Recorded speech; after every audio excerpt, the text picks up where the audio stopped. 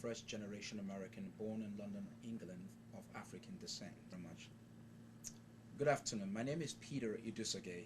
I'm a first generation American immigrant of African descent, and I am running in this year's election for the governor of the state of Minnesota, which will take place in November of 2010.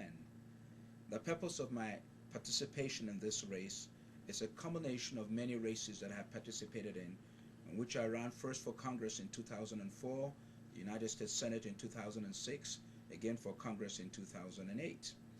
And I'm running this particular race so that we may preserve that which has made Minnesota great for future generations. My campaign will be anchored on two strong pillars: righteousness and justice. I believe that every decision made in the corridors of power in St. Paul must be tied to the quality of life of the Minnesota people, in particular the immigrant population.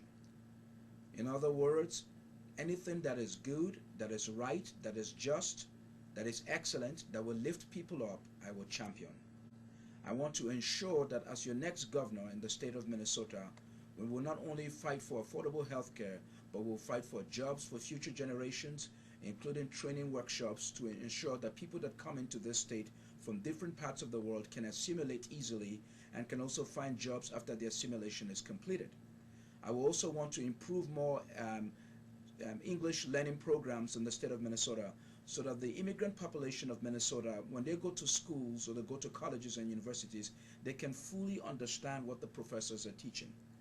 Going around the community since I began this campaign, I asked most of the people of African descent what was their big challenge. They say sometimes when they're in the classroom, they cannot really understand what the professor is saying. So I want to push for more funding for such programs so that our people may come ready to learn and learn ready to succeed.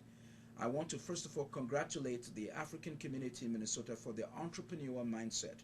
Throughout the whole of Minnesota, there are African malls, whether it's the Liberian community, the Somalian community. There's a vibrancy there. We've shown ourselves that we can compete on the level playing field. We can set up businesses. We can thrive in a community. And I want to make sure that that will flourish as your next governor.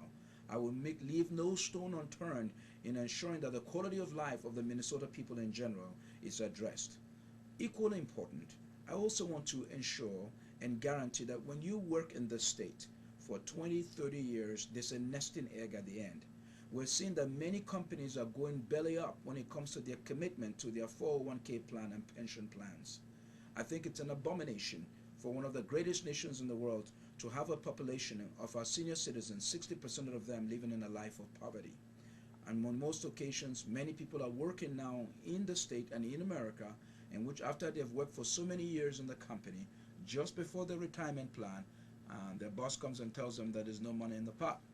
I want to put an end to that.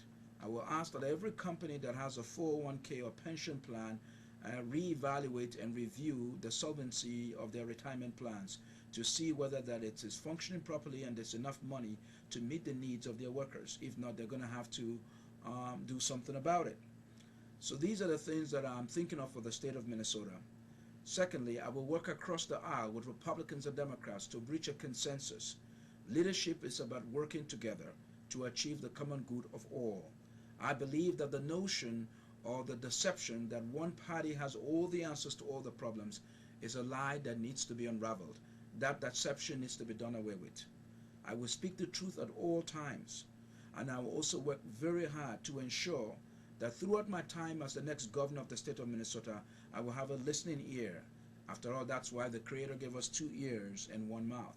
So I will always listen to the people first and put the people first. Etched in my memory as I run this race is the words of a great teacher who said that the greatest among you must be a servant first. I believe that leadership is about servitude. I bring uncommon wisdom and understanding to this campaign. Experience is great and it's important, but experience has its limitations. Experience sometimes can lead to stagnancy, as we've seen what has happened in the corridors of power in St. Paul, where we have a $7 billion debt. They had experienced people there. What we need is a leader that brings passion and vision, and this is what I bring to this campaign. I believe that this is the year where the people of Minnesota, in particular the immigrant population, will embrace the politics of passion and vision, and the politics of division and distraction shall be disgraced. I ask you all to join me in running a people-driven campaign that will transform our generation and set a standard of excellence in campaigning the likes that we have not seen before in this state. I thank you very much for becoming part of this campaign. My website is www.mnpeterforgovernor.com.